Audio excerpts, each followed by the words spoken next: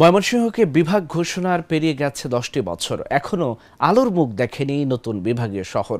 বিভাগীয় সুবিধা রয়ে গেছে শুধু কাগজে কলমে। বিভিন্ন সরকারি দপ্তরের ভবন নির্মাণ নতুন শহরে হওয়ার কথা থাকলেও তা চলছে এখন ভাড়া বাসাবাড়িতে।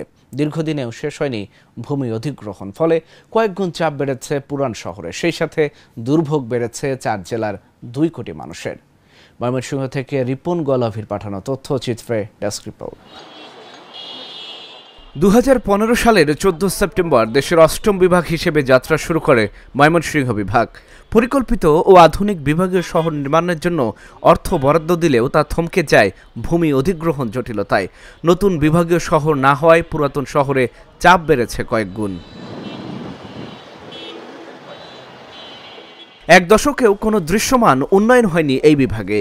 বিভাগীয় দপ্তরগুলোর ভবন নির্মাণের জায়গা নির্ধারণ করা হলেও তাদের প্রশাসনিক ও দাপ্তরিক কাজ চলছে ভাড়া বাড়িতে। ছোট পরিসরে কার্যক্রম চলায় 4 জেলার মানুষদের পড়তে হয় নানা দুর্ভোগে। এর জন্য নেতৃত্বের অভাব, অর্থের অসম বন্টন ও প্রশাসনের উদাসীনতাকে দায়ী করছেন অনেকে। বিভাগীয় শহরকে আমরা যেই রূপে পাওয়ার কথা, এখনো আমরা ওই রূপে বিভাগীয় শহরকে পাইনি। এটির প্রথম যে কারণ সেটি হচ্ছে আমাদের নেতৃত্বের অযোগ্যতা। নেতৃত্বের অযোগ্যতার কারণেই আমরা এখন বিভাগীয় শহরকে বিভাগীয় শহর হিসেবে গড়ে তুলতে পারিনি। বিভাগীয় শহর হিসেবে আমাদের নদীর ওই পারে একটা ওইখানে বিভিন্ন জায়গা অধিগ্রহণ করা হইলো, কিন্তু ওই জায়গাগুলো বিগত 10 বছর যাবৎ অধিগ্রহণ করা হইলেও তাদেরকে এখন পর্যন্ত তাদের বিলগুলো পরিশোধ করা হয় নাই এবং এইগুলো নিয়ে বিভিন্ন ঝামেলা এখন পর্যন্ত আছে। এটা মানে ডিসিশন মেকিং এর দীর্ঘসূত্রিতা।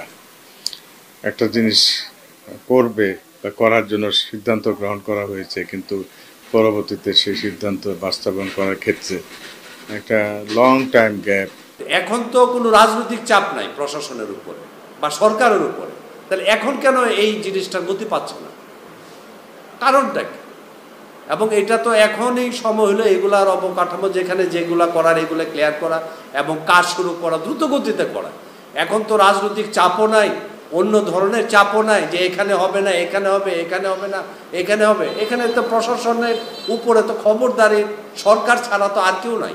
তাহলে এখন কেন এত দীর্ঘদিন যাবত যে সরকারটা আসলো, এটার অগ্রগতিটা কেন হচ্ছে? বিভাগীয় সুযোগ সুবিধার বদলে কয়েক গুণ বেশি ব্যয় বেড়েছে নাগরিকদের। দ্রুত বিভাগীয় শহর বাস্তবায়নের দাবি বিভাগের জন্য আন্দোলন করা সংগঠনগুলোর নেতাদের।